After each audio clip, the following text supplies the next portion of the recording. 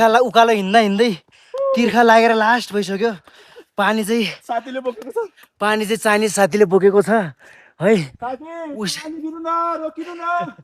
उसलाई चाहिँ के भनेर बोलाउनु, न त उसले वाटर भनेको बुझ्छ न त पानी भनेको बुझ्छ। अब चाइनिज ल्याङ्ग्वेज पानीलाई के भन्छ त्यो हामीलाई थाहै छैन। के गरी बोलाउनु? पानी तिर्खा लागेर गाह्रो भइसक्यो। अरे पानी दे दो पानी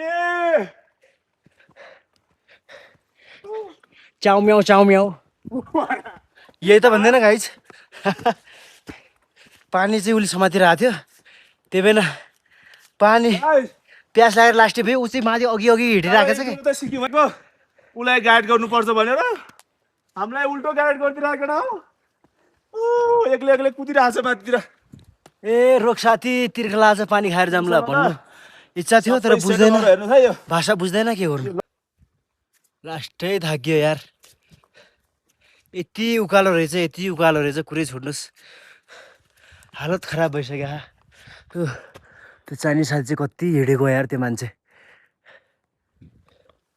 न भाषा बुझ्छ, पर्खे रोक्यौँ बसौँ भन्यो भने बुझ्दैन,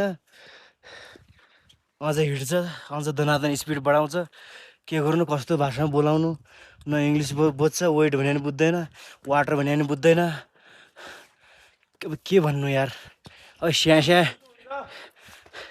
हामीले उसको भाषा बुझ्यो भने स्यास्या हो। मलाई चाहिँ हिजोदेखि रुगा लगाइरहेको थियो नि त गाइज। सिगन फाल्दाखेरि स्यास्या गरिरहेको थिएँ, ओके ओके भनिरहेको थियो।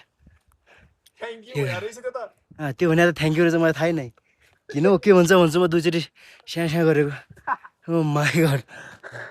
बाँकी उकालो कारण त्यति बोल्ने एनर्जी आएर होइन। डोन्ट माइन्ड गाइज है।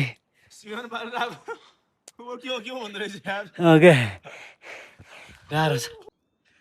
ओ माई गड, हेर्नुहोस् साथीहरू, हामी चाहिँ बादल भन्दा पनि माथि छौँ है, माथिको गाउँमा। ओ माई गड, के गाउँ भन्नु गाई, जङ्गलमा। ओ साथी उता बसिरहेको छ। ओहो एउटा साथी यता छ। ओ माथि, त्यो माथि बादल लागेको लेखमा जानुपर्ने अझै। तर गाइज यहाँ चाहिँ जुगाहरू लास्टै लाग्दो रहेछ यो समयमा। ओ माई गड, जुगाहरूले खाइसक्यो उसलाई पनि खाइसक्यो। तर मेरो शरीरमा अहिलेसम्म एउटा पनि जुगा आएको छैन guys. Oh my god, I am very lucky guys.